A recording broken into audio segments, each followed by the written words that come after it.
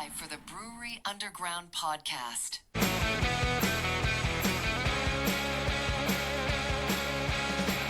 In Nashville's harbor wise, craft and brews will meet the skies. Stephen Scott, they lead the way. Brewery Underground, night and day. Raise your glass, let's ignite. In this city, we unite. Raise your glass, let's ignite. All right, we are rolling here on the Brewery Underground podcast today. Scott and Steve. Hello there, Scott. What's happening, man? What's going on? Happy Oh, Sunday just morning. another day in the life of doing the podcast thing. And let me tell you something. Here on the Brewery Underground podcast, we have done podcast episodes from people across the United States. A lot of times we do podcast episodes from our hometown here in Nashville. But today, we are going international. You don't say. I do say. Well, where are we going? Well, since you're the one that set this up, I am going to give you the honor of telling everybody where we are going today. Okay. We're going to Budapest, Hungary. And our friend Tamas Matyus. Did I get it? Did I get it close? Yeah, it's really close. Yeah, Okay. almost Okay. perfect. And Tamas is from Unity Bar and Brewing in Budapest, Hungary. Welcome. Cheers to you. And thank you for joining us. Thanks for having me. This is awesome. I mentioned it's Sunday morning. Steve, it's 10 a.m. Central Standard Time. And Thomas, what time is it for you on a Sunday? It's 5 p.m. right now. 5 p.m. Yeah, so we're 7 hours ahead. So not too complicated in the booking of the time. Just had to kind of get it on a day we could do it. You know, us in the morning and you in the evening. Yeah. It's an Great. easy one. Yeah. Well, this is awesome, man. This is great. Like Steve was saying, you are our first international guest. Very excited about that. I know you because my friend Raul was visiting Budapest and he was texting me from your tap room while you were sitting there. He was sitting there in front of you and he was like, I got a guy for you guys. So, There we go. and yeah. then you and I started chatting and you were willing to come on. So thank you for being here. Yeah, again, thanks for having me, and obviously thanks for Raul to obviously he sort of made it happen. So it was his initiative to do this, like to set it up. So it's shout out to him as well. 100%, which is really cool. We wouldn't have got this far with you without that. So Yeah. that's great. One of the things when you and I were DMing, you gave me a little bit of background on kind of your brewery and some of the things. And one of the things you said to me, and this is verbatim, you were known for no nonsense, fresh, garbage-free smoothie sours. I love that. Garbage-free. Garbage free. Yep. I took that verbatim. Yeah, for sure. I am quite proud of it. Yeah. So obviously the smoothie sour sort of wave has hit Hungary like just about a few years ago. So maybe like 2 or 3 years ago. And obviously a lot of people jumped onto the bandwagon and trying to make it, their way. But most of the products on the market were just like using weird powders and additives and just, a lot of artificial, crap, I would say, added to it. And then me being me, I just wanted to, go against like all of that. And I just found a way to make it mine, sort of. So I just use fruit puree, but nothing like, not the concentrates, not the powders, not the the gelato sort of bases that they use, and then just literally beer and fresh. So, it is frozen. It's a frozen fruit puree product, but it's unaltered. So it's just blended, frozen, shipped, and that's it. Obviously, the difficulty is it has a really short shelf life, so it's 14 days after defrosting. So that makes it sort of difficult to, technically impossible to do distribution. Not that I want to. Like I have just about enough clientele, and obviously we do have the taproom, so we can sell like it. Like the amount we have, we can sell it really quickly, really fresh, and just keeping the quality. That's sort of my main objective here. Are you kind of the first in that area to be doing that? As far as I know, I am the only one in the country that does it like Wow, this okay. way. To be fair, it's like it's a country of 10 million people, so it's it's like one of your sort of smaller states, I would say, or large ones. And there's only like 70 to 90 breweries active. So that's on the grand scale of things. It's we're a small country, not too many breweries, and a lot of people try to focus on distribution, whereas I like to focus on just selling it to locals and just bringing the people in rather than bringing the beer out. That's main goal. And I'm looking at your website right now when you're talking about these smoothie sours. So you have, if this is accurate, and I think it is, one that's called the Mango X Vanilla Smoothie Sour, Yeah. the Pineapple X Mango X Passion Fruit Sour Smoothie, Mhm. and you have a couple other of them, the Black Currant X Strawberry Smoothie Sour as well. So you have that one, you have an apricot, and then a raspberry one too, all Yeah. on your taproom menu at the moment, right? Yeah, there's five in total right now. There's usually only four, but I had an empty tap, so I just just why not just do an extra one. But all in all, I think I have 12-ish combinations, like sort of that I tested, tried, and then obviously brought to the market. But I have four taps for them, so that's a limiting factor here. Are those types of beers easier to make than, say, some of the others that you have, your traditional beers? They are in a way, because it's harder to get it right, because you need to find the right fruits to pair with the beer. So it's not like you can just throw any 2 or 3 fruits together and then have like the best smoothie ever. Like, I have done probably over 50 variations and only about 12 of them stuck. So it's a method, but once you have it, it's really nice, because you can just make the base beer and then just do the blending, and then you're good to go. As with like lagers and other things, it takes more effort to perfect those. I would say there's so many things that can go wrong, but with this one, you have to nail the beer once, and then you can have a couple of smoothies made out of it, and then people do love them. So I do have the feedback that I kind of do a good job. So Yeah. that keeps me going. So you can create kind of a single base for multiple of those styles of beers? Yeah, exactly. Yeah. Yeah. The acidity will differ, obviously, because let's say the like blackcurrant puree is extremely acidic, whereas some others I do like strawberry and lychee as a combination, like a smoothie sour, and both of those are like low in acid but really high in sugar. So they would taste really different with the same base beer. So that Okay. kind of you have to pay attention to that. And also, like, mango is surprisingly acidic, but also at the same time very, very, very sweet. So that's that's where the sort of try and error comes from. Before we go any further, since we're talking about it, and it is 10 a.m. here, Yeah. but it's 5 o'clock somewhere. Has to be. And Yeah. I literally finished my coffee over here and opened a beer over here. So I am drinking a Zool PB&J mixtape, and it's one of those styles that you're talking about. It's not necessarily a Right. smoothie, but it is a fruited. Mhm. We call them they're PB&J beers. I don't know if you're familiar with this brand, but I'm starting with the raspberry, and it's like juice. So drinking it at 10 a.m. in the Yeah. morning, not a problem. Well, technically, yeah, it's a juice, yeah, more or less. But yeah, Yep. I do not know them. I haven't tried their beers, but actually Raul told me about them.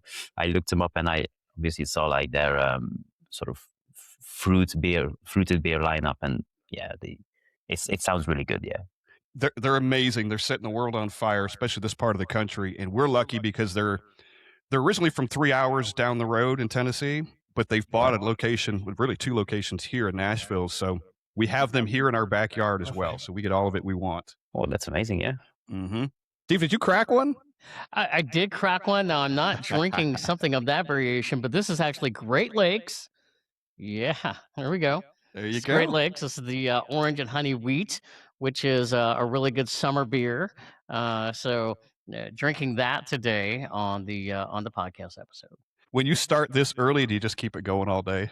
Me? Yeah, have you Why started not? sitting- I know, right? I got know Yeah. where I got to be later. Yeah, well, I told you before we start recording. I said I got up this morning early and I went to go work out, and I was like, this is going to be my day because I figure after this podcast episode, no, I'm not going to go work out. I'm going to stay at home today, probably watch some sports and relax a little bit. And yeah, I'm sure Yeah. there'll be a couple more happening today. So Nothing wrong with that. yep. Yeah. Thomas, Well, did you partake today since it's 5:00 there? Yeah, I'm still driving because we are attending a beer festival this whole week, starting from Wednesday until today. So I still have to pick up a few things. So I'm just sticking to my trusty old water. Nothing for me. Maybe That's all something right. with dinner, but that's it. You talk about your beer background. You were a home brewer. What were you doing before you started Unity?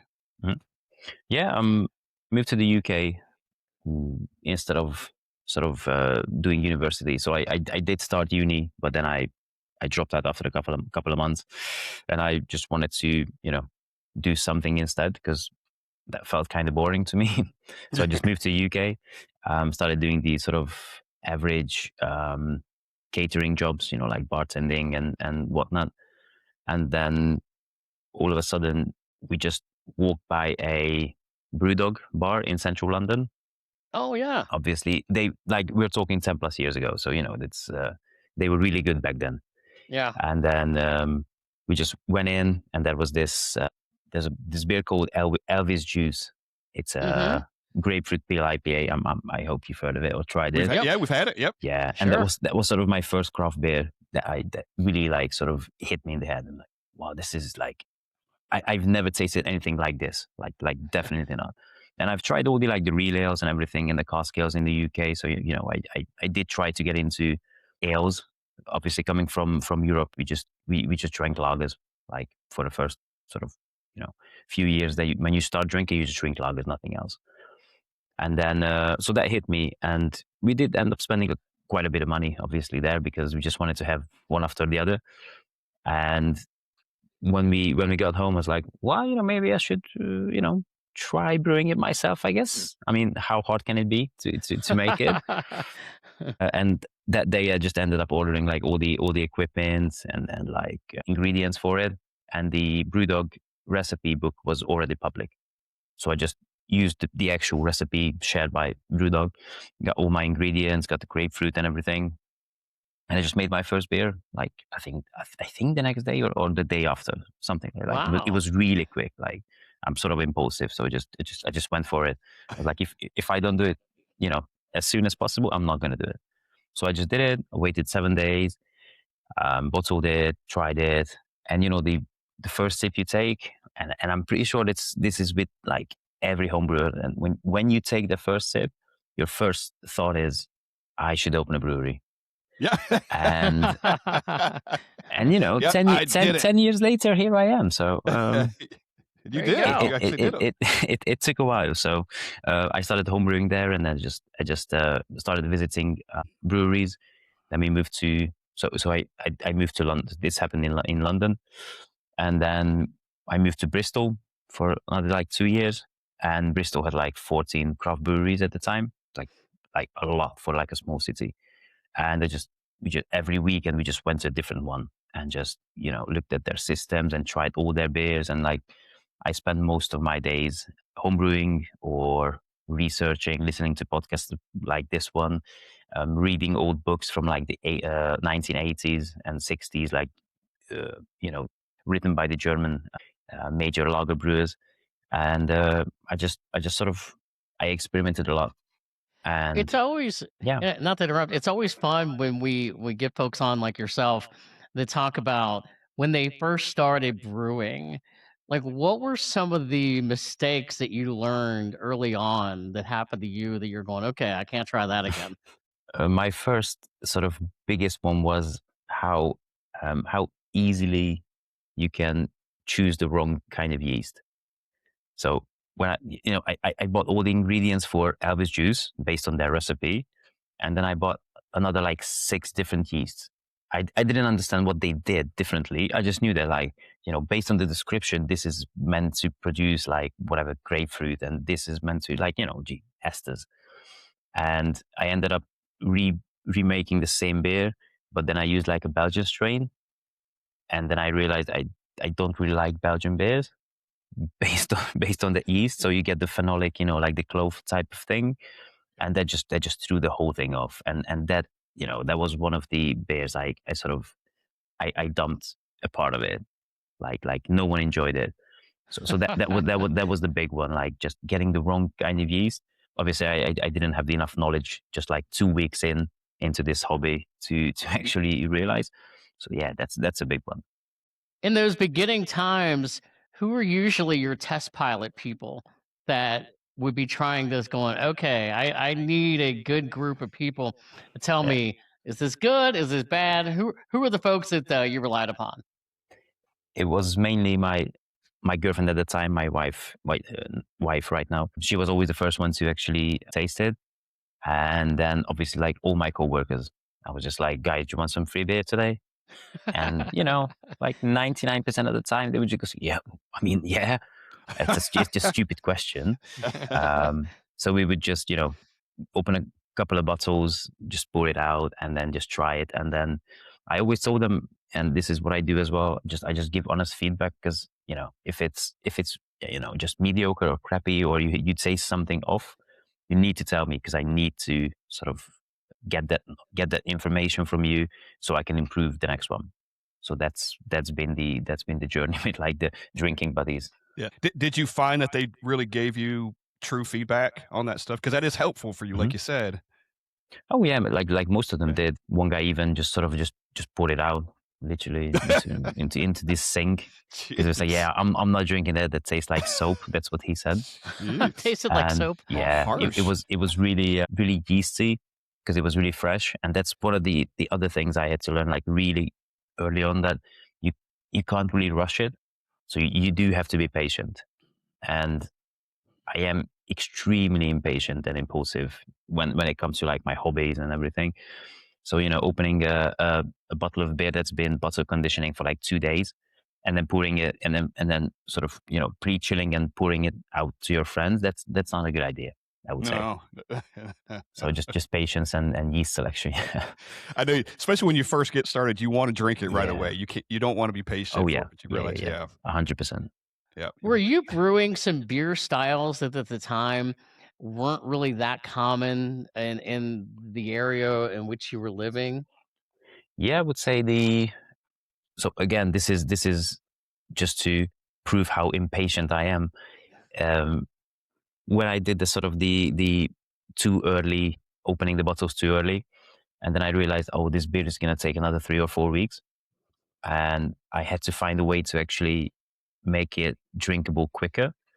So I just started Googling and just going to forums and asking people, and then I discovered Kwijk yeast, and this was really really early on. I like a handful of people knew about it, and it was still mostly just homebrewers related to people in Norway. And I ended up ordering a small vial. It was the Voskwijk, but the original, the farmhouse strain, and it claimed to ferment in like 48 hours at like 40 Celsius, which is whatever it's in Fahrenheit, sorry. And it didn't end up fermenting in 2 days, and I bottle conditioned, and I gave it like another 3 days, and they chilled it, and I tried it. I was like, okay, well, that's something different, and I really liked it. So I just went back and just checked out their history, and I've discovered the whole farmhouse brewing using instead of hops, they would use a lot of herbs or spices, or even like pine leaves. So I would just start experimenting with those, and from that sort of research came raw ales. So like, skipping the boil, and that was sort of the major one I sort of got myself into. So all like the history and making raw beers, and just making it as quickly and efficiently as possible to have it like, if you make it on Monday, Sunday evening with the friends, you can actually enjoy it. So that was my first big discovery, I would say.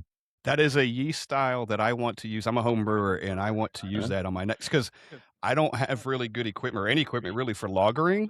And I hear that you can Right. use that for lagering if you don't really have any kind of Yeah. lagering equipment or any temperature control. So I do want to try Yeah. it. We've talked about it a couple times, and we had White Labs on recently, and Mhm. that was one of the things that came up too, is that particular yeast. It was very Yeah, interesting. you should if you can, and I'm sure you can because in the US it's readily available.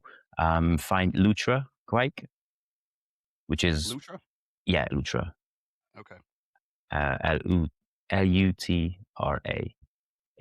It's in dry form, and I think one of the companies also has it in like liquid. I'm not sure from the top of my head which one it is. I do use it every now and then to make lagers in the brewery at like double at the temperature what you would ferment a lager at, and Okay. it's as clean as it gets. Like I'm, it's I'm really excited to quick, use it. and Yep. it takes 3 days as well. So That's yeah, the other part I'm excited about too. it's amazing.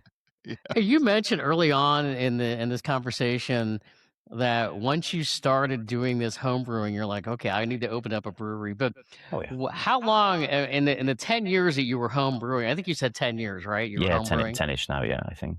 How long seriously did you get into the point that in your journey going, okay, now I really seriously need to consider opening up a brewery, and it's not just I'm going to brew beer, but I want to own it, and then there's all that learning process too, right?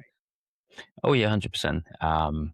So after having lived in London for 5 years, and then having moved to Bristol, I did towards the end before we moved back to Hungary. I did do like a 2-day course with one of the local breweries, and it was called How to Open a Brewery.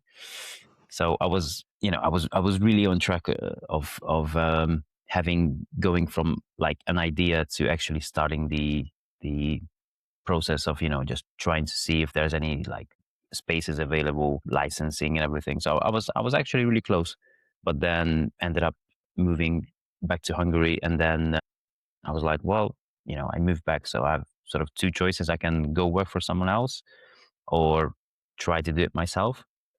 And in the beginning, I just worked for like a gardening company because that's one of my other hobbies, just doing gardening stuff. So I just wanted to have like a really chill job, just to go in, spend 8 hours just watering plants and talking to people, which I did. And then after like 6 months of that, a brewery in Hungary invited me to go work for them, and I ended up working there for a year. Which obviously I did pick up a lot of technical knowledge about systems, and I having worked at a brewery, I was more confident to I should maybe really do myself a favor and then try to open one. It's like the restaurant industry. Like, don't open a restaurant unless you have worked at a restaurant for like 2 years or something, Yeah. because you will fail 100%. Sure. That's probably guaranteed.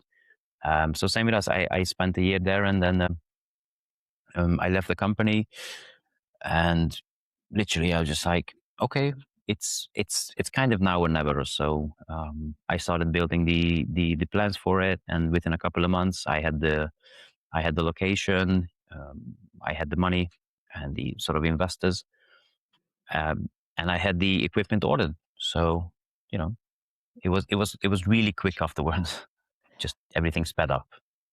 I think sometimes a common question we love to ask when we get folks on that started out as home brewers and now own a brewery, some of those early recipes that you had going back 8, 9, 10 years ago that worked out for you, are we now seeing them or are we going to see them at your brewery? Yeah, that's kind of interesting because you know when I tried my first ever homebrewed beer, and then I said I should open a brewery, that was based on my experience and my knowledge of beers at that time. And if if right now I would go back to that moment with all my current knowledge and I would taste that beer, I would probably tell the guy just try it again. I mean, it's really shit. And like I am 100% sure it wasn't good, but you sort of you lie to yourself.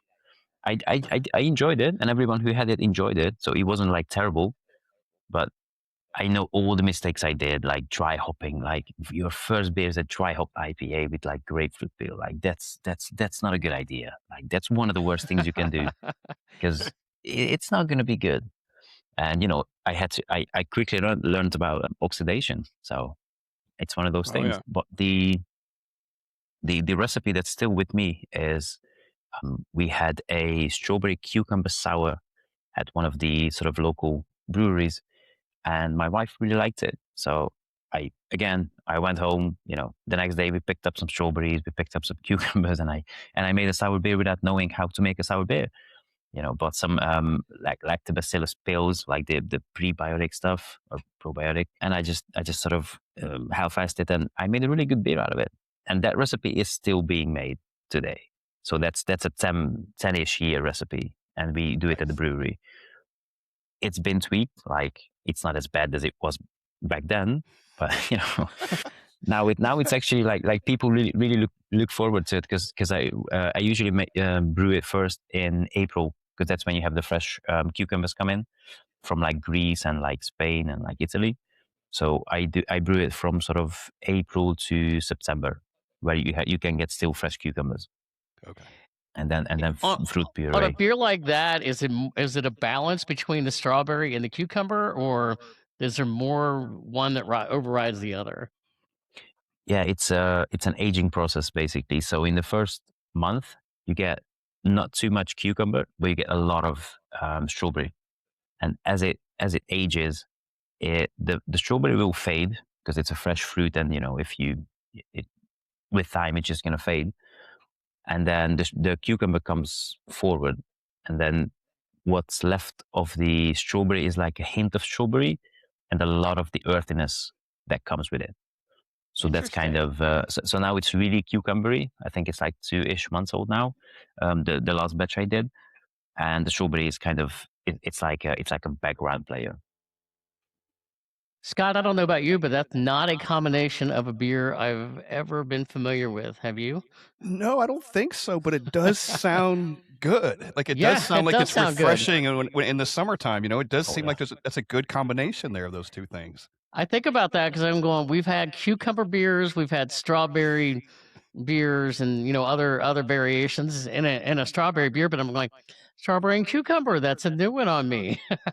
Yeah, it's extremely refreshing. It's also in a goza, so it's salted as well. Wow. Yeah, So I see, mean, that's you perfect. can just drink it all day. Like I can see that now. Also, Yeah. it's literally the pinkest beer you will see or experience.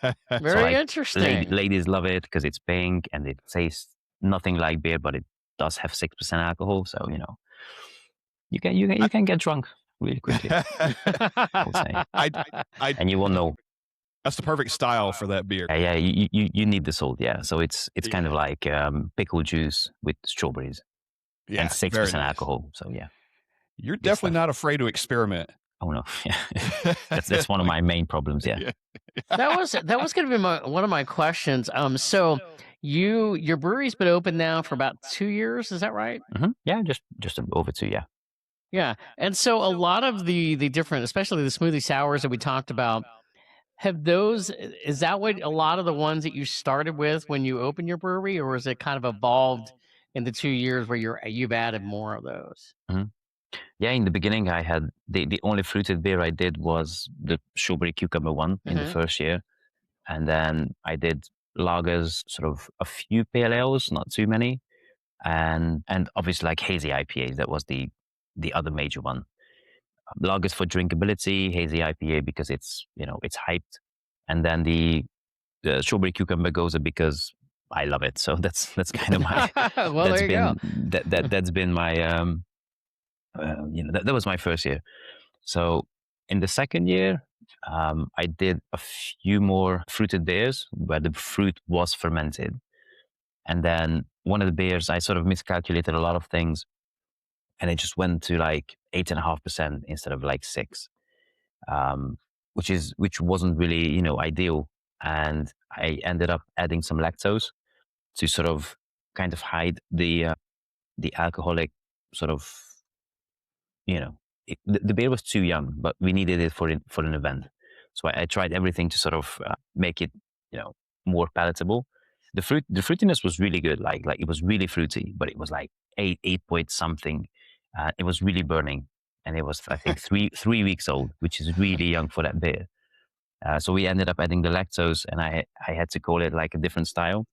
And that's when one of the I think Polish breweries, Funky Fluid, they did the gelato series. So I was like, well, this has lactose, this has fruit, so this will be our sort of gelato beer. But it wasn't a smoothie. It was still fermented, and it wasn't sort of pulpy or thick. And then people started complaining. What they did like it, but what they complained about was it's not thick enough to be called a gelato beer. I was like, why would you want like a thick beer? Like just I didn't understand it. So they started complaining and telling me like, oh wow, this is supposed to be thick. I'm like, okay, well, and me being me, I just, I went into brewery and I started experimenting, and I was like, well, if you actually want like a thick beer, might as well give it to you. So if you're gonna like it, that's probably what you should be drinking. So that's when I made my first one. I think the mango vanilla was the first one, because I was, just afraid to, burn like a lot of money on fruit puree with like my sort of stupid experiments and ending up with like nothing. So I did that one, and then I did the raspberry mango passion fruit, which is also available now. And those two, like, people got on within like weeks. They sort of exploded in the tap room, and then they, like, drinkers told their friends about it, and then the wives and the girlfriends of our sort of regulars, they started coming in just by themselves, just girls, just having those beers, and they would never come in otherwise because they don't like beer. When they found out that we have this sort of different beer, kind of, they just started coming in, and well, demand picked up, and I got bored of the two flavors that were available. So I just started experimenting and bringing new flavors out and swapping them on the tap. So when people come in, like maybe every 2 weeks or every week, even sometimes, I'll swap one of the smoothies. So every month there's probably like 4 or 5 switches, and just having different ones on tap. I think it's such a relevant conversation, though, and it's something that we can compare it to here in the United States because the brewery experience has changed. And almost every brewery owner or brewer that we talk to really kind of echoes what you're talking about, where you have to listen to your customers and you have to continue evolving, right? Yeah, 100%. Like, it's Whether you want to or yeah, not. exactly. Yeah, and it's one of those things where obviously Ancept is a big part of it. It does help businesses to grow, but at the same time, it kind of messes with the whole industry, because breweries will make the beers that get the most hype around them, right? And then if your customers go, oh, you should make a smoothie, and then, well, I don't like smoothies.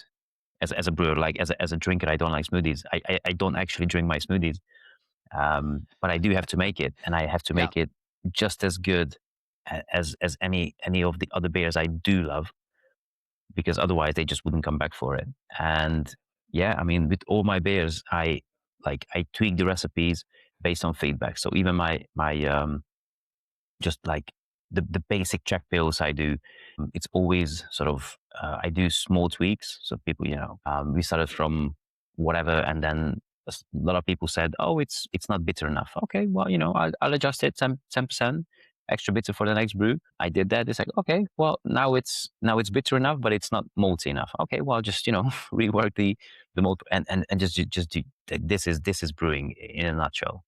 Just whatever people tell you that they want to drink, you have to make it to keep them. So just Hey, keeping them Scott, happy. Hey Scott, he could we could get him on with some other brewers, because how many breweries owners and guys and gals that brew have we talked to where they've said, you know what, I don't like IPAs. I'm brewing them. I But I don't got like to. them. Yep. Yeah, I got to. How many? Yeah, I mean, talk about that a little bit, man. Because Scott, because we've had so many people Well, that the have good echoed news is, that. yeah, and Thomas, the good news is you're listening to your customers. and you're kind of tweaking it to as you're listening to them and taking the feedback and utilizing it, to satisfy them, and hopefully it's working and they keep coming back. But to listen to them and do something about it, I think is very respectable.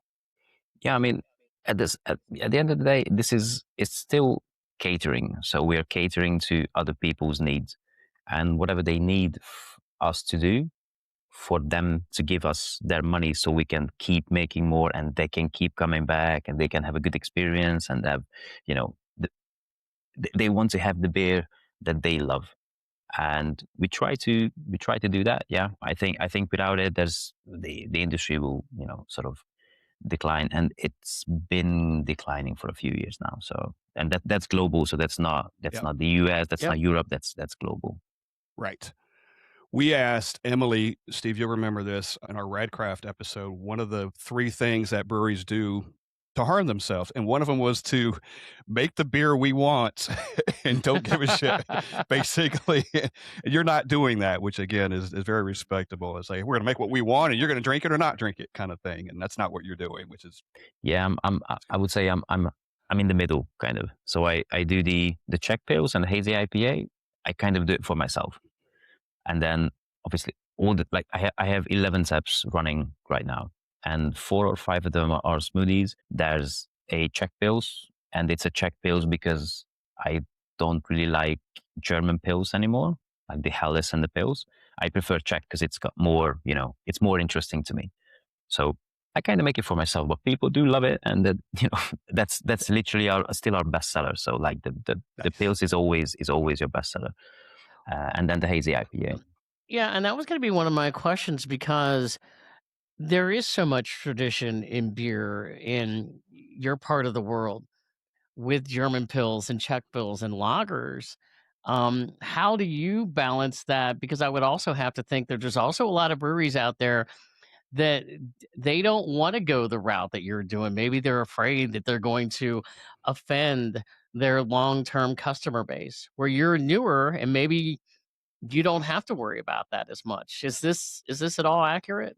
Yeah, I would say to a degree it really is, because as you said, I'm really new in this business. So 2 years is not really long. The oldest breweries in Hungary, craft, obviously, I think they opened in 93, which is exactly when I was born. So 33 years ago. And I've been doing it for 2 years. And I had the advantage of, entering the market where it's not a nice thing to say, but the quality was really stuck at a level that wasn't good for anyone. Because the breweries, I know they want to make the best beer possible. That's a no-brainer, because that's why they started. But then as they're expanding, they have to lower the quality to increase the quantity, and that's always going to be like the bullet that the silver bullet that takes down a brewery. And I entered the market where the average quality, it really just, it's not there, because everyone wants to keep expanding and getting new people and more distribution, and the beer starts to suffer.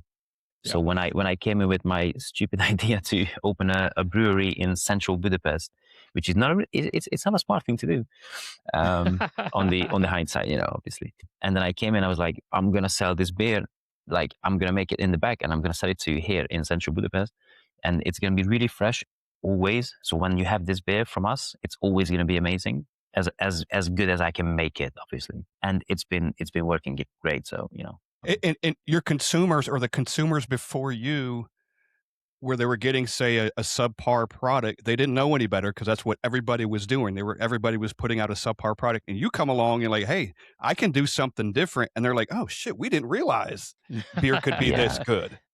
And also, it's a weird thing, because people say that we are cheap-ish. So in the grand scheme of things, we are actually on the lower end of the price scale.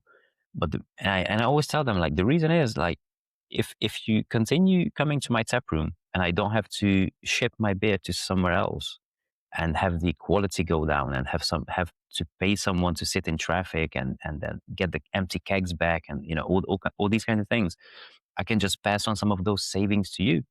So I would say that we are either the best or the second best value craft brewery in the country. Like that's I think that's established by this time. That's exactly what you said to me in one of your texts was you push quality beer at an affordable price, and I think that's awesome. It's what you just explained. Yeah. Everyone deserves good beer, and then they shouldn't have to pay like whatever, like 3 times as much as normal just because they had to be shipped like from across the country. It's not a huge country. Again, it's like a small state for you, but still shipping is extremely expensive. Yep.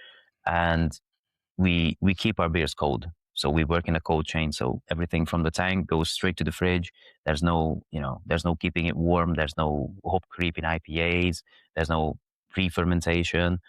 It just, and most of our beers are gone in like 30 days. So like a month at most. That's what that cold chain distribution means then? Just keeping it cold the whole time? Yeah, exactly. As soon as it leaves the fermenter, it has to go in the fridge. So, and we only sell to bars and pubs that do have refrigeration like the whole way. So, we know that here. We do some beer trades with people around the country. We'll ship beer and whatnot. And if you ship a fruited sour to somebody, you better get that thing back in the fridge quick. We've known people that don't put it in the fridge, and they've exploded. They'll literally explode on you in some of these cases. Yeah. So, it especially like the smoothies. The smoothies I do, they have between 30 and 40% fruit content, and it's unfermented. So that's about maybe 2-3% extra alcohol worth of sugars. So in like 2 days, that can will sort of paint your ceiling if you're not careful. You don't want a red ceiling. Yeah, and we don't pasteurize, we don't filter, so it's alive. Literally, it's alive. Yep. I noticed on your website too, on your beers, that most of your beers are fairly low ABV. Is that by design? Is that by consumer demand? It's by design, and this is one of my more selfish things. I like drinking beer, but not the way that some people do that. They have like a triple IPA, like a small glass, and then a double, like a small glass, and they go home, and they're drunk already. Like that's not beer drinking to me, because that's more like a soft alcoholism, I would say. What I love is sort of social alcoholism. So when you sit down and you just sit with your friends for hours, and then you can down like 5 or 6 pints of lager. Like I would say that to be like a good session, and no one's going home drunk from like 5 lagers. If it's obviously if it's a long enough time span, and that's really my sort of goal, that people that come into our tap room, they have long conversations. We have board games. They can spend like literal hours there, easily 2-3 hours. And if we had 8-9% triples and doubles and everything on tap, that would mean 2 beers per head, maybe at most. Mm-hmm. But having everything below 6 means that most of our beers are sessionable. Obviously, like the lager will be at like 4.7. That's really sessionable. The IPA is at 6, which is, it's still okay, I think. And because of this, I made the sort of smaller brother of our main IPA, the Baby Hazy Day, at 4.5, which again, you have like a lager at 4.5 and you have an IPA at 4.5. So if you're just sort of bored of the plain old lager, just have an IPA. It's only 4.5. It's the same strength, but you have all the hop characters, coming from it. So, but that's also your business sense too, because as you said, if somebody's sitting in your brewery and they're drinking a 10% beer, and like, okay, I'm done, I got to go home. Whereas you don't want that. You want people to be hanging out all day and tasting and having more of your beers, and then all of a sudden tell a friend and more people are coming in. So that's how you grow, right? Yeah, exactly. The more time people spend in the establishment, the longer we can keep our doors open. So that's why I have lower ABV beers. That's why I have reasonable prices, and like friendly service and all those kinds of things. They all come together, so they work as a unit. But they're like a lot of small parts you have to sort of keep an eye out on, because if you fail sort of 1 or 2 of those, it's really likely that you will fail at some point, because if one thing goes wrong, that's fine. But if 2 or 3 of those, like if you're too expensive, your beers are too high in ABV, the service is unfriendly, that sounds like a horrible place to me. So Yes. I wouldn't Never drink going there. back. Yeah. Yep. Nope. And again, with the pricing as well, I kind of price it the way that I would be willing to pay for it, which I know it's really weird, but like our a pint of our Czech pills is like €3, which is like maybe $4-ish or something, which is the same as you can get the commercial crap on the high street for. So same price. Yeah. So there's no excuse for you not to come to us. And I would pay that price for that lager. Sure. Yeah, easy. I can attest, though, when you drink 5 or 6 lagers in a day, you don't get. And when I was in Germany, and I do it here, but when I was in Germany, everything was lagers, right? Everywhere I went and it was awesome. But you just kind of plateau, whether you're in a Moss Stein, like even if you're drinking Moss Steins, you're like, damn, I finished that pretty quick. But you never seem to get past a certain point as far as being drunk. You just kind of plateau. And you have a meal, and then you can continue. 100%. That's how it is. It's social drinking, and that's what it's about. Yep. I want to ask you this. So, let's say you had never met Scott and myself, and we walk in to your brewery. We say, "Hey, we're from America. We're craft beer guys. What are you going to give us first and recommend first that we try? That really you're going to go. These guys really appreciate craft beer. This is what the experience that I want them to have first." It kind of depends, because well, first of all, we get like a lot of guys from the US, because when they come to Budapest, which is it's a cheap destination for Americans still. I know like Budapest has gotten like way more expensive in recent years, but we do have a lot of English and a lot of people from the US. And the first thing is, when they come in, what do you recommend? That's usually their first sentence after saying hi. And I just tell them, okay, do you have any preferences? Because I'm not going to hand you a smoothie sour if you're a lager guy, right? So that's just it's just pointless. So and if they say, oh, I like everything, I go, okay, we'll just go easy, do a lager, and then a hazy, and then a smoothie, and that sort of covers So you can see we can make the basic beers as well. We can do a great IPA that proves that our sort of handling and oxidation, everything is kept in check. And then you can have one of the best smoothies you will find in this country. So, might as well try it while you're here. I always have to ask a question back on that one, because I don't want to hand you a beer that you're not going to like by definition.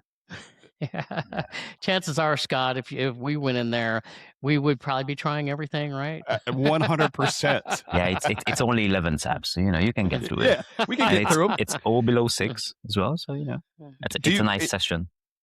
Are flights a thing in Budapest and Hungary? Okay. Oh, yeah. That's a good way to... Most places, yeah.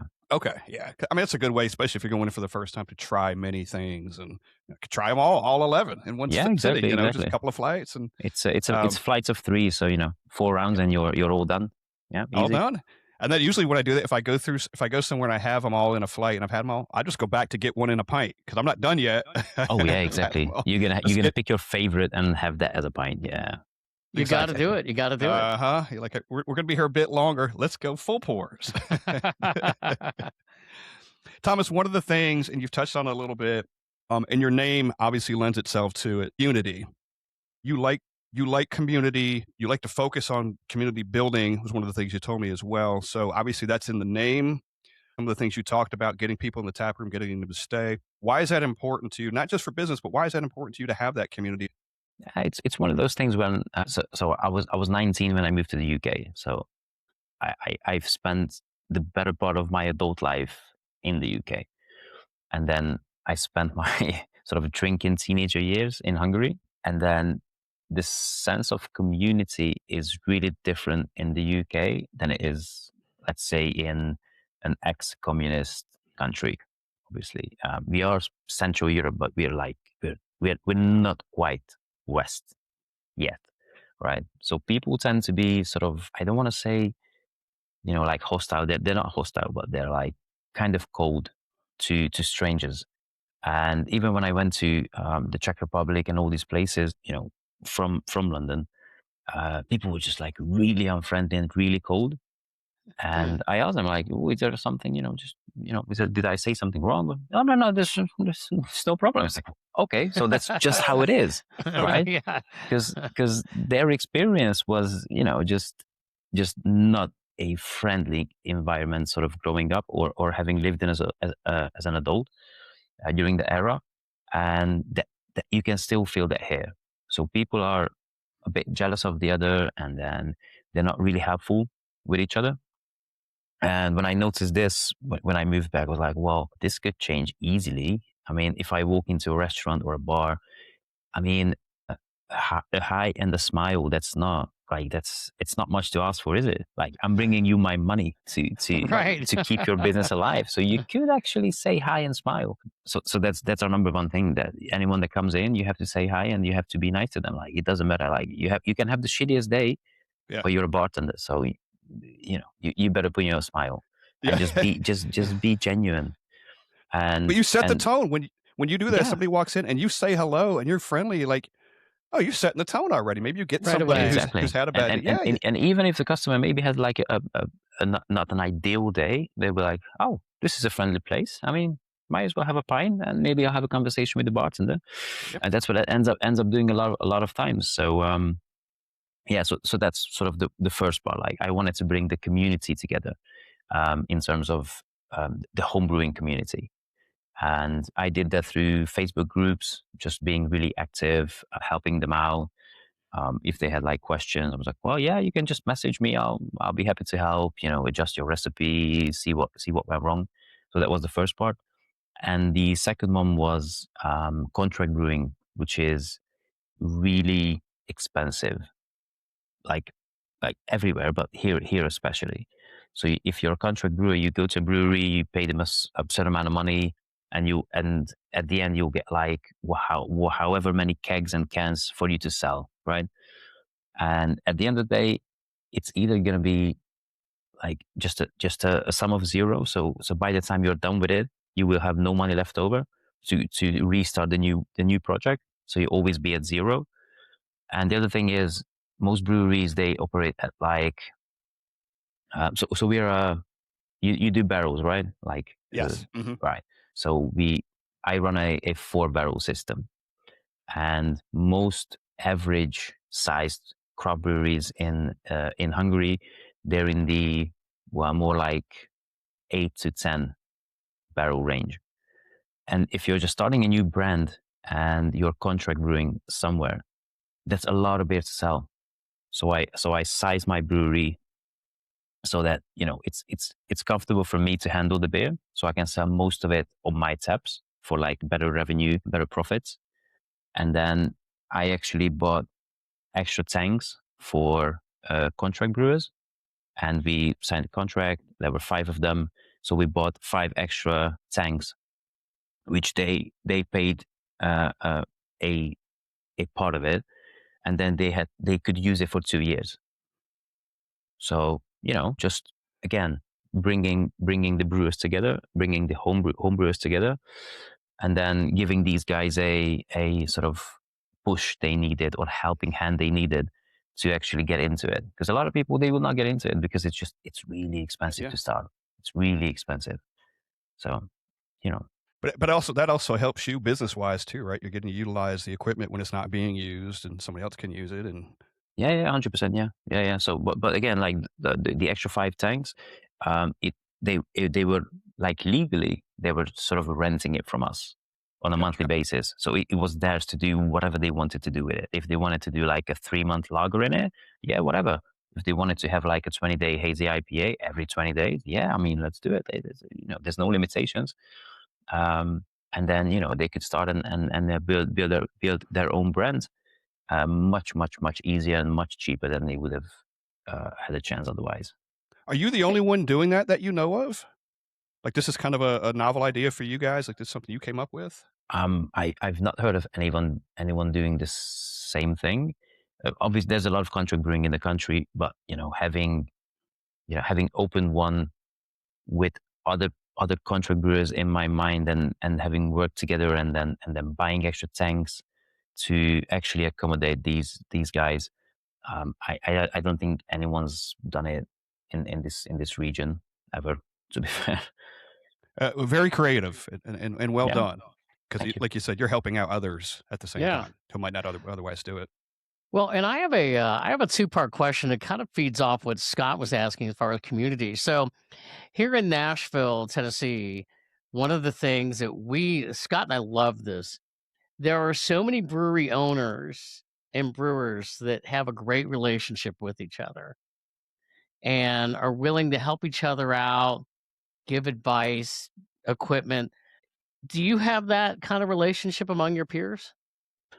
Yeah, 100%. Like most, like anyone, like the 2-year contracts they've expired now.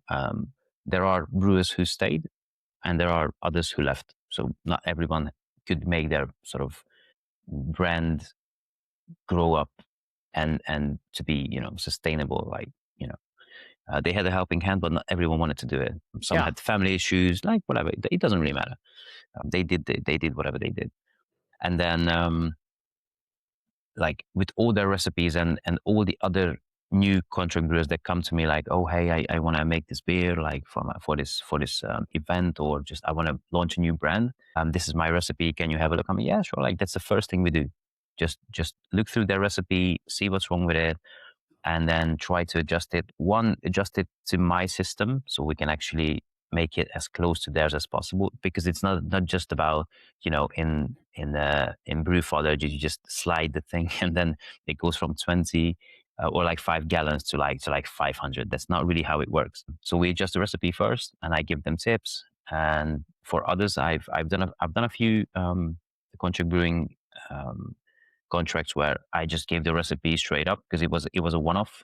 They just needed the beer for like an event, like a full tank of Yeah. lager. And I was, well, if you want, yeah, sure, we'll put your name on it. I don't really care, to be honest, because you pay for the tank time. Yeah, you do whatever you want with it. So I just Wow. gave them a recipe, tweaked it a little bit, and then just gave them the platform and however many barrels at the end, and they sold it, and that's it. It's a one-off. Nice. Well, and the follow-up I have, this would probably just if we knew other people that had been to your brewery in the area, we could talk to them. But since we don't, we're just going to ask you. I'm going to ask you this straight out. So, based on what it seems like the evolution of what you're doing, do you think other breweries in your area are really paying a close attention to you of what you're doing and maybe going, okay, maybe we need to step things up as well? This guy's part of an evolution. Do you hear that ever?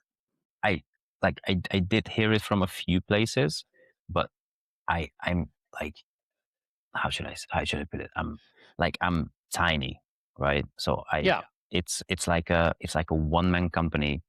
Sure. I do have a brewer and I do have a bartender full time, so it's not just me doing it, but I'm really really tiny compared to them, and the sales volumes and the revenues they do. I'm pretty sure most of them just look at me and they go, "Oh, this is a stupid guy just brewing beer in his kitchen and then selling it in his little bar and whatever." So they do underestimate newcomers just because it's not easy to stay in business in this market. Same as opening a Right, restaurant. right. Again, most restaurants fail in like the first year, like 80% of them. And with breweries, it's about the same. So, it takes a lot of dedication, a lot of hard work, like, the usual stuff to keep Yeah. a company running. And then I'm pretty sure they just think, okay, he'll do this for like 2 years and then he'll go just fuck disappear. Yeah.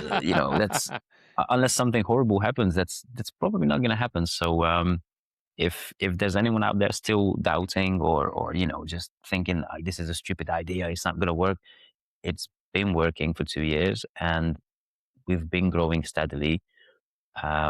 Obviously, I don't know what this year is going to bring. I don't know what next year is going to bring. So, I don't know where this whole thing will end up, or at what size or whatever.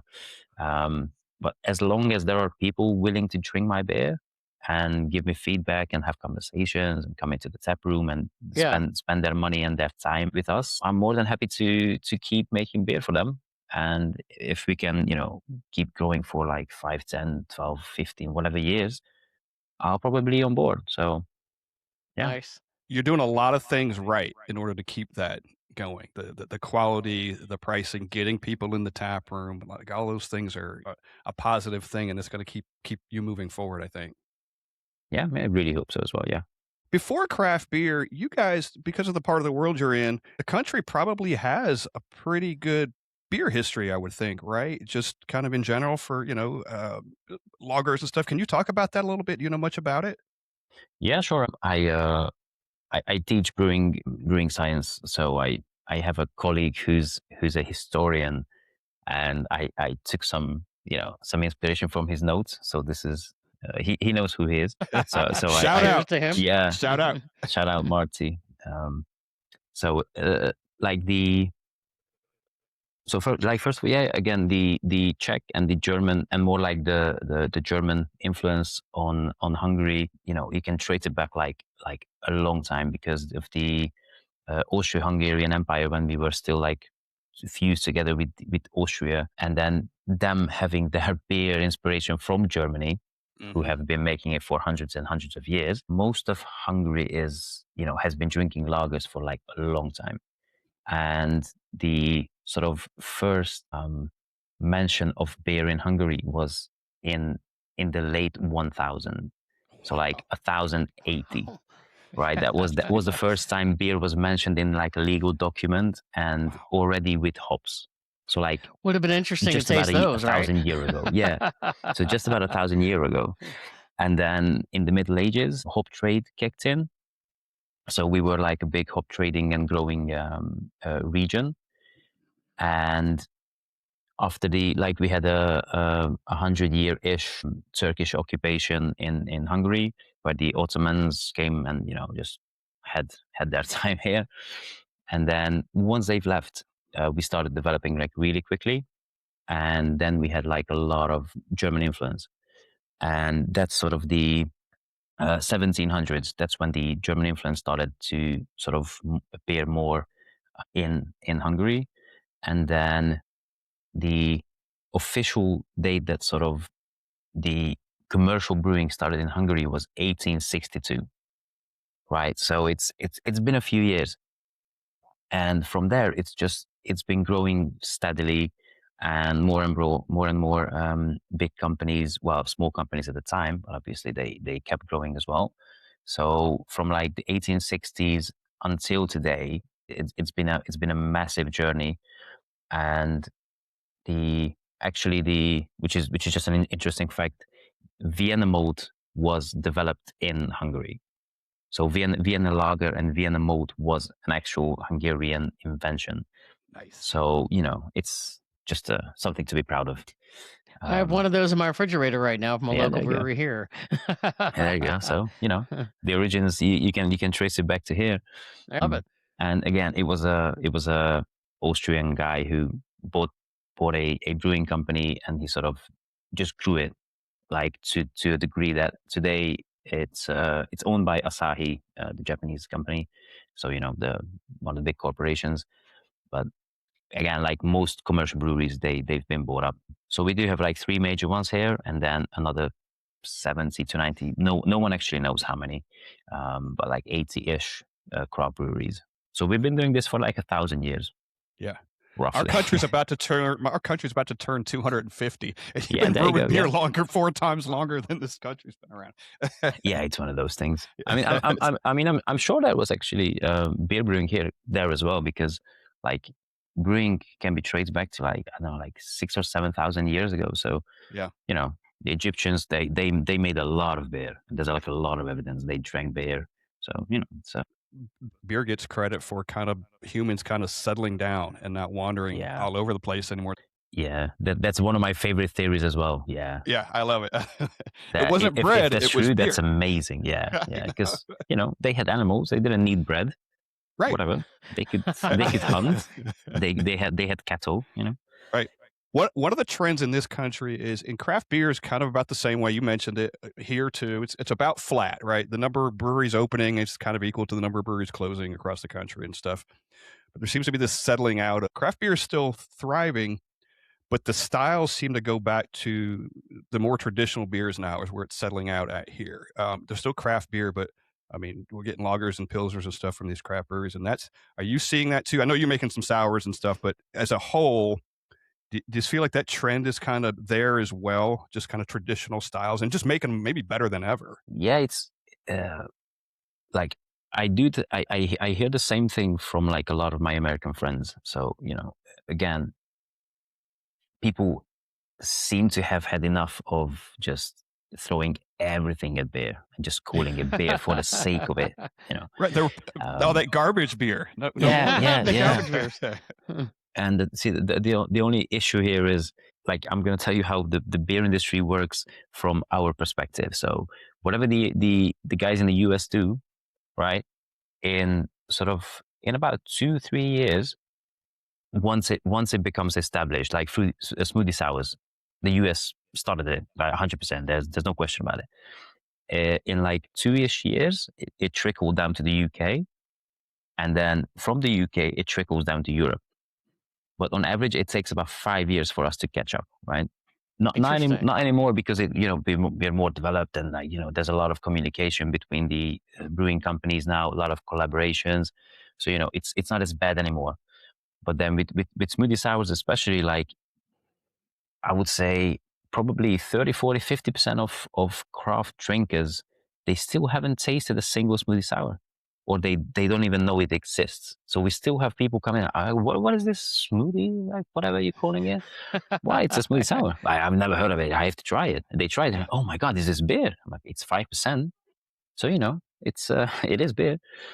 So again, and as you said, like, your line is flattening now, and our smoothie is just exploding.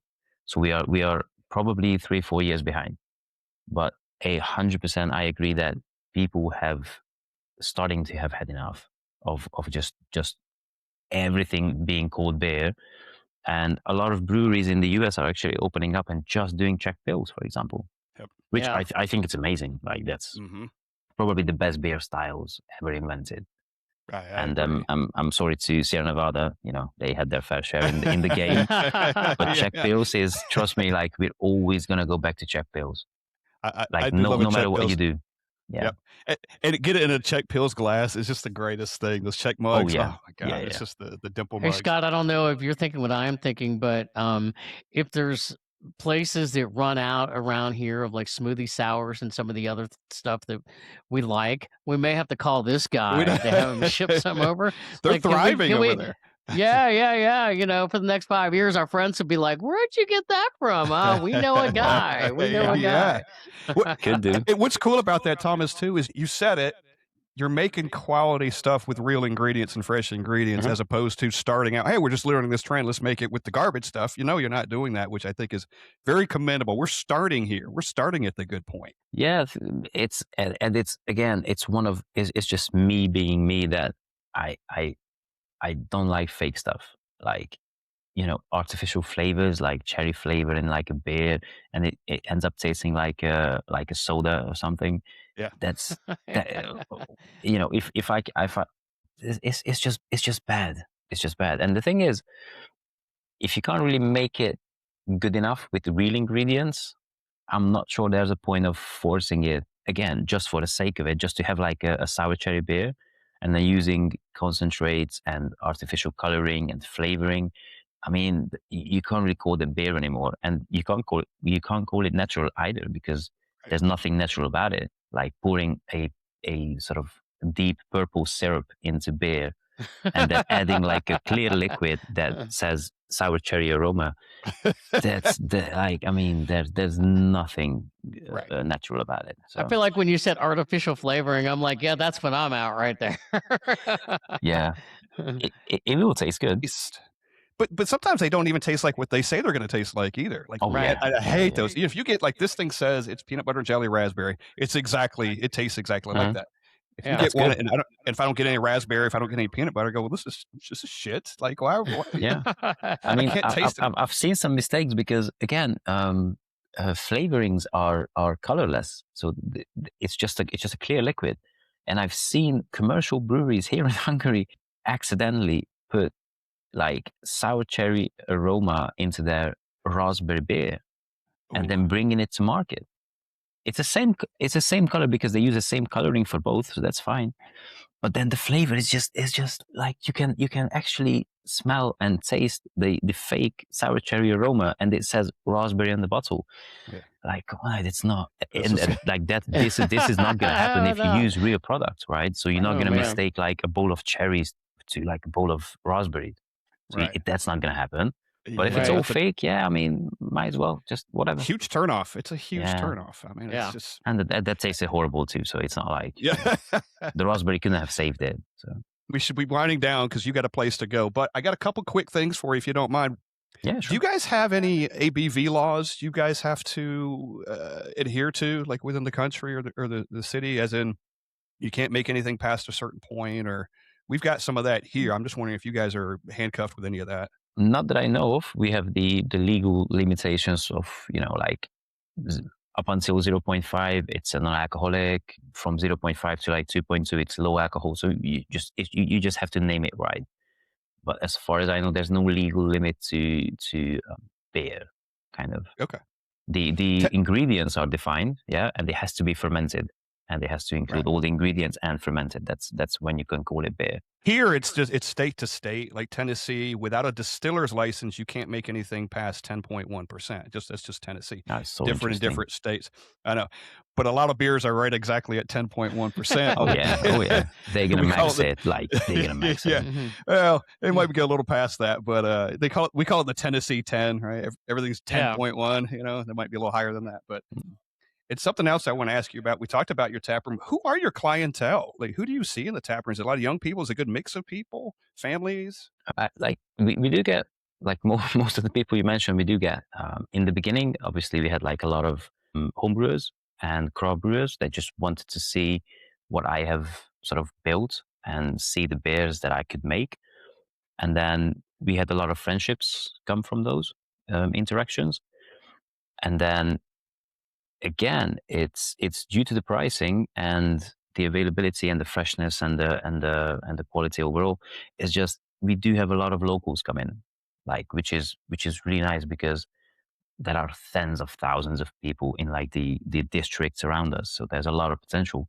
But if I were to price it at like normal high street prices, they wouldn't just come down on like a random Tuesday afternoon with their friends. Oh, I just have a beer. No, it's going to cost you like $15 for like a pint. We're not going drinking only on Friday.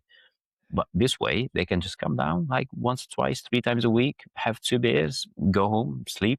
It's close. They're close to their home. So, that too. And then on top, we get obviously tourists. Being in central Budapest, we have a lot of hotels around, and we're like a 5-minute walk from the high street.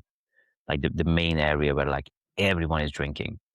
So we have a really good mix of people, but obviously like the core of the business is the locals, the homebrewers, the craft brewers, the community we've built, basically, the regulars, right? And then the other maybe like 30 to 50%, depending on the season, obviously, it's the tourists.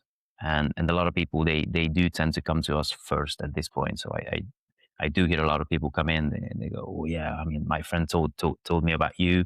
He came back like 2 weeks ago to the US, and he told me like, yeah, if you're going, you need to go to these guys first. So yeah, we do have a lot of awesome. mouth to mouth like recommendations and visits from those places, which is that's how that's it's why you're great. here today. Is we got a friend that did the same thing. Yep. Yeah, so it's a small world, and again, it's a small community. Even though we're like thousands of miles apart, like one of your friends comes to my place, and then everything can happen in like a few days. So it's really amazing to be being able to be a part of this this whole industry, and having built what we've built, and we do keep adding interesting stuff to it, so to keep the interest going, and then keep the community engaged, basically. It is. You just said this. It's amazing that you're so many, we're so many thousands of miles away from each other, but we could speak this beer language together. Yeah, exactly. We've got the same similarities here with beers as you do there, and it's fantastic. Yeah, it's a universal language for brewers, basically. It doesn't matter if you're a home brewer or you're a craft brewer. So right. Yeah, it all kind of boils down. Yeah, it all kind of boils down into the same kind of thing.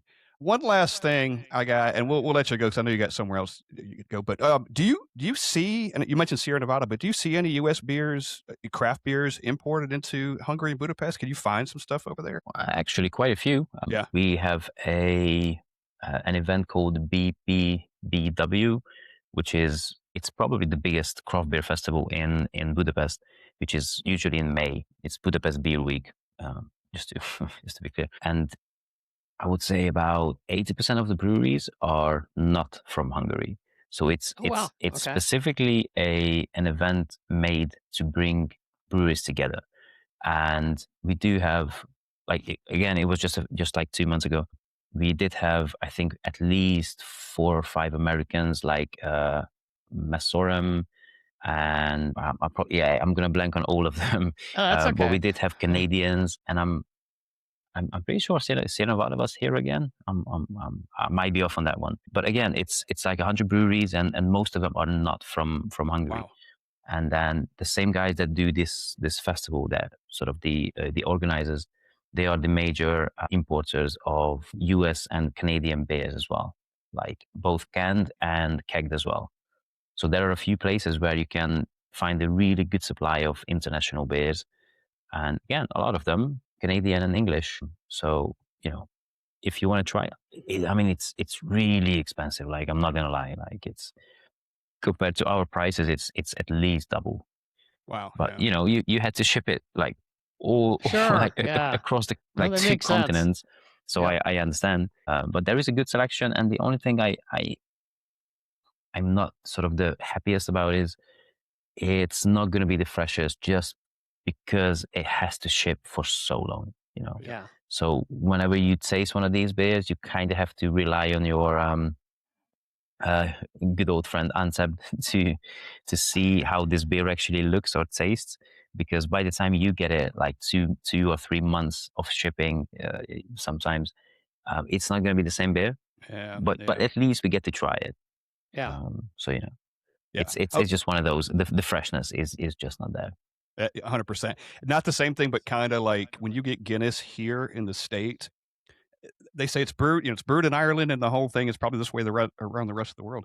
The only difference is the freshness. I think ultimately it's just the freshness. You have it in Ireland, it's one thing. You have it here, it's like it's just not as good. But even though it was made there, I think it's just the freshness. Yeah, it's one of those things, and they say this is not true, but I'm convinced it is. That even in England, Guinness is not the same as Ireland. I believe that. And I mean, they're like the closest country to them, essentially, apart from Northern Ireland. Yeah. And it's still not the same, and it could be on purpose. Like, It could be. you never know, but I'm convinced it's not the same. I do. It just doesn't taste the same. Yeah. Yeah, that's a good And point. They're that close, and it's still different. Yeah, and we do a lot of like our major like commercial breweries. They do tend to do a lot of license brewing for other companies, Yeah. other major ones, and I mean, they just taste horrible. Like 99% of the time, they just take the base beer, which is, let's say, I don't know if you know Staropramen, for example, from like the Czech Republic. It's one of the major ones, and the city where I'm from, there's one of the biggest breweries in the country, like commercial, and they license brew that there as well. And it tastes nothing like the Czech one. The Czech one is actually still considered like a good beer. The one that's made here, it's considered drain cleaner because it's undrinkable. It's horrible. So, Well, water's probably same different, name. Yeah. Yeah, same everything is different. Yeah, the hops, the grains, everything. It's just a license to make the beer and use the label. That's what it is. But they're gonna make a different beer. And even like Stella Artois, it's produced in Hungary, and Okay. it's garbage. Like, you cannot drink it. Like, especially if you're like a craft brewer and a drinker, Yeah. you cannot appreciate it. It's just horrible. So, yeah. But the original we've had in Belgium. I mean, that's really good still. And Heineken in the Netherlands, it's really nice. All of a sudden, you get Heineken made in Hungary. It's just kind of average to bad. So, Is it? They do it though, probably just so it is local, or so it's not being shipped. Maybe that kind of thing. no, it's Even just though because not it's the cheaper to produce here. same. Yeah. Yeah, I mean, But not the cheaper to have labor, cheaper like utilities, everything is cheaper here. So Yeah. for them, it's a no brainer. So Yeah. easy money. Steve, anything else for Tamas? We can let him go. I only have one question. We on this podcast, almost every episode, or when we get maybe a new brewer on, we always talk and ask them about Oktoberfest season Mhm. because it's such a big deal here in America. And we're going to a big Oktoberfest event in my hometown. It's called Cincinnati, Ohio, which is the largest Oktoberfest event in America that's coming up in September. Is that a big deal for your brewery and in your area, Oktoberfest season? See, that's I would say not, just because Germany Yeah. is so close that most people just go there if they want to experience it. What I do know is that a lot of small breweries, they do make like a 2-day session of their version of Oktoberfest. Sure. But there's nothing like Oktoberfest Budapest, like a major one where you can have like Yeah. tens of thousands of people and like live music and stuff. And then people bringing like wooden barrels, just tapping it, and and drinking from like 1 liter Stein glasses. Yep. That's not really happening here. No, I was wondering about that because I think it's maybe over here in America because obviously we're in Germany so far away. You Yeah. know, here it's a big You deal. have to But make where your own, you yeah. are, maybe it's sort of like, yeah, that's what they do. That's not exactly our thing over here. That actually does make sense. It's very relative. But I just felt like I just felt like it was a question that we needed to ask. Yeah, there's not one I know of, and there could Yep. be one out there, but I just never heard of it. So probably That not. makes sense. We do love it. We do love the beer, and we do love that time of Oh, yeah. year. Yeah. It's fantastic. It's great. Yeah. Thomas, how do we find you on social media? If anybody listening, You can look us up on Facebook and also Instagram at Unity Bar and Brewery, and that's sort of the major 2 platforms that we use. We don't do the TikTok thing yet, just because we don't have time and experience and young enough co-workers that are willing to, spend their time just to make videos all day. right. But that's where we post most of our updates. Our website has our taproom menu, and then the website is also a web shop for our beers, like the canned products. So that's how we sort of communicate and then deal with all our customers. Yeah, I would say definitely check the website out. You got a really good website there. Yeah, we're trying really hard to build it up. So yeah, it takes time. Well, you're doing great things, man. Continued success. We can't thank you enough for joining us. This has been outstanding. This has been fantastic. Absolutely. Thank you so much for the opportunity, and again, thanks for Raul for having Yep, Raul. having visited us, and he liked our beers and having helped us set it up. So yeah, 100%. We great get done with stuff. this. I'll send him a text. Yeah, tell him we had Yeah. a great episode. Let's just say cheers to you for being our very first international guest on the Brewery Underground podcast. And cheers Thank to you you. guys, and thanks for having me again. Cheers. Thank you, Thomas. Unity Bar and Brewery. Cheers, Thomas.